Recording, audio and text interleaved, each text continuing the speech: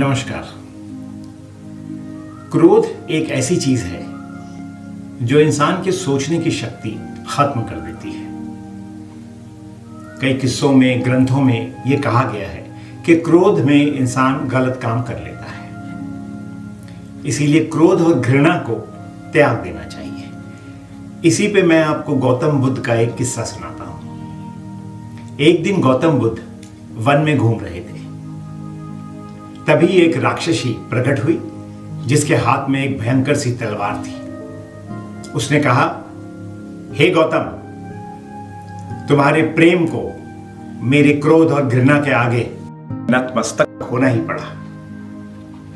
गौतम बुद्ध मुस्कुराए और उन्होंने कहा कि मुझे क्रोध, द्वेष या घृणा से कोई सरोकार नहीं है। मैं तो तुमसे भी प्रेम करता हूं। राक्षसी ने क्रोध में पूछा, मुझसे प्रेम करते हो क्यों? गौतम बुद्ध हंसकर फिर बोले कि मैं तुम्हारे अंदर मां का रूप देखता हूं और मां के अंदर क्रोध, घृणा ये नहीं होती है। राक्षसी के हाथ से तलवार छूट गई और उसने अपनी हार मान ली और गौतम बुद्ध से कहा कि मुझे क्षमा करें, आज मेरा क्रोध, मेरी घृणा आपके प्रेम के आगे हार गई है। ये एक किस्सा हमें ये सिखाता है कि प्रेम से आप किसी को भी जीत सकते हो और घृणा और क्रोध या द्वेष, इससे इंसान का नुकसान ही होता है। तो आप कभी भी अगली बार जब आपको क्रोध आए तो इस कहानी के बारे में सोचें और ये जान लें कि क्रोध सिर्फ नुकसान ही कर सकता है। अगर किसी ने आपको गाली दी और आपने पलटकर उसको गाली दे दी तो उसमें और आप में फर्क क्या रहा? इसी के साथ मैं आपको एक साईं बाबा का किस्सा भी सुनाता हूं। साईं बाबा घर घर जाकर भिक्षा मांगते थे और खाते थे। कई लोग उनके दोस्त थे, चाहने वाले थे, उन्हें पूछते थे, और कई लोग उनके दुश्मन थे।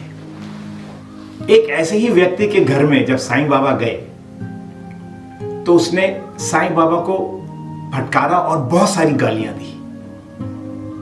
महालसा पति उनके साथ थे।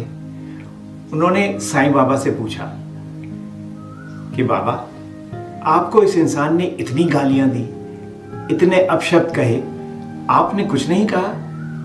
तो साईं बाबा मुस्कुराकर बोले कि अगर मानो मैं तुम्हें 10 रुपए देता हूं और तुम नहीं लेते हो तो वो 10 रुपए किसके पास रहते हैं? महालसा पति ने बोला, आपके पास।